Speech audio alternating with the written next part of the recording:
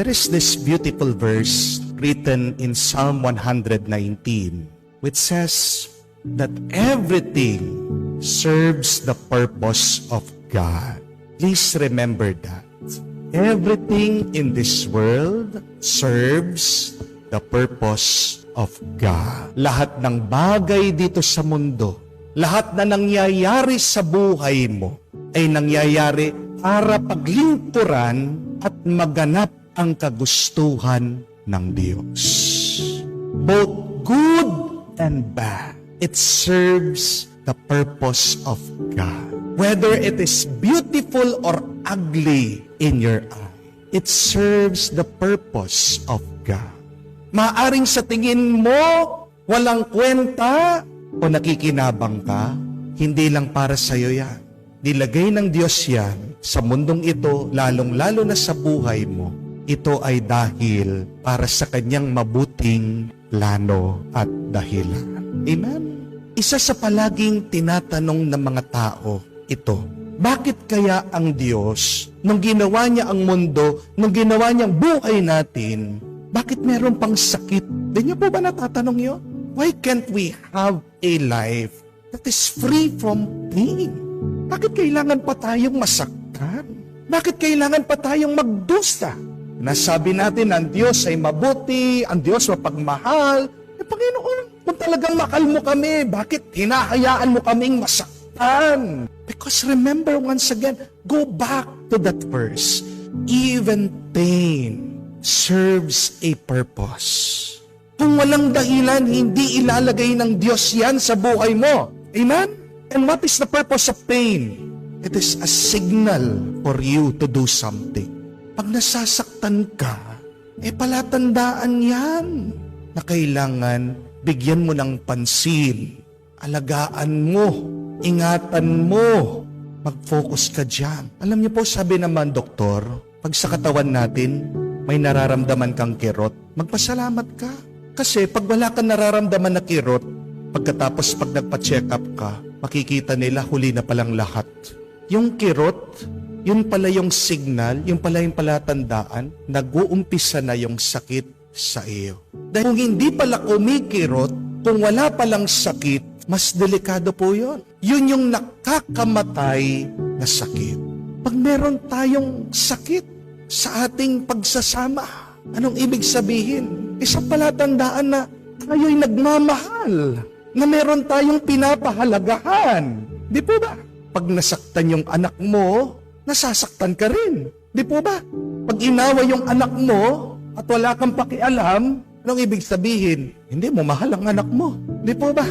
Kung kabili-bili pa lang ng sasakyan mo, nasagi na, nagasgas na mararamdaman mo. Pag nainis ka, ibig sabihin pinapahalagan mo sa sasakyan mo.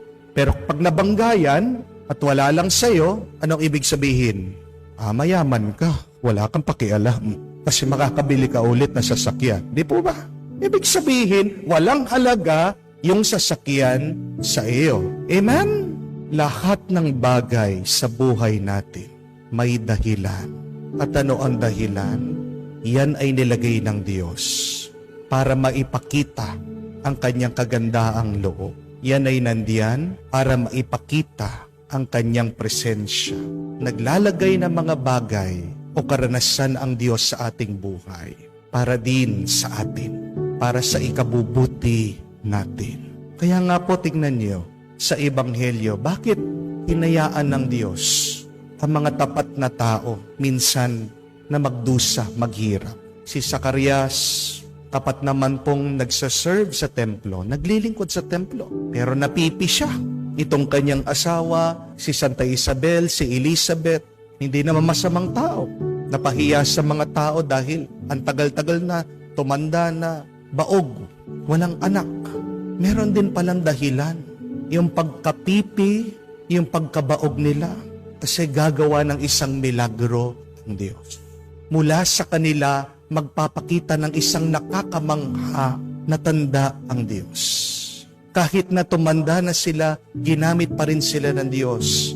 Naging instrumento sila para isilang ang magpapakilala sa ating Panginoong Jesucristo, si San Juan Bautista.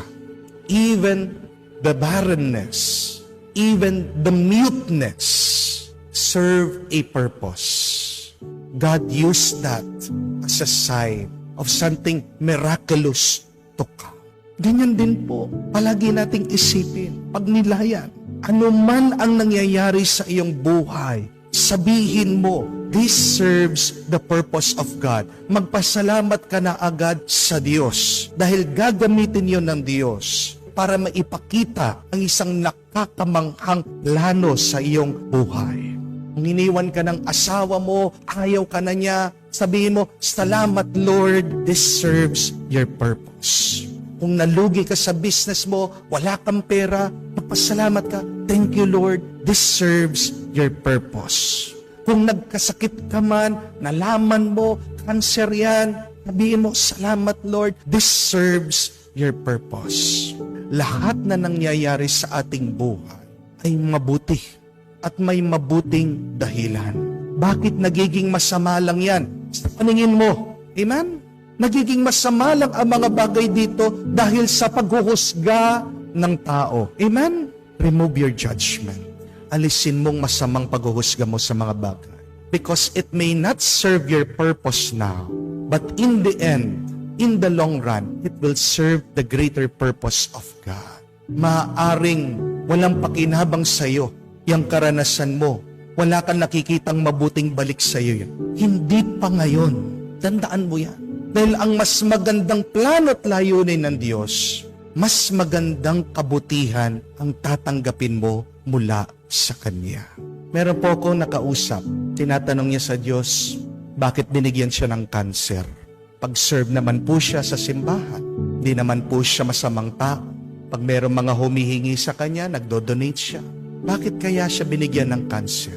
Tumigil po siya sa kanyang pagtatrabaho dahil nagka-cancer siya. Pero alam niyo po, nung habang nagpapagaling itong taong ito, inanyayahan po siya na mag-serve ulit sa simbahan. At nung nag-serve siya, hindi lang po sa simbahan, pati po dun sa mga bata na nasa DSWD.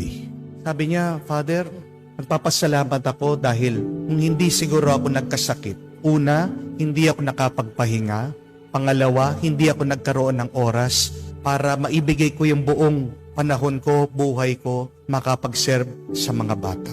Kasi Father, sabi niya, nung nakapag-serve ako, naglilingkod ako sa mga bata, kahit na may sakit ako, tuwang-tuwa ako.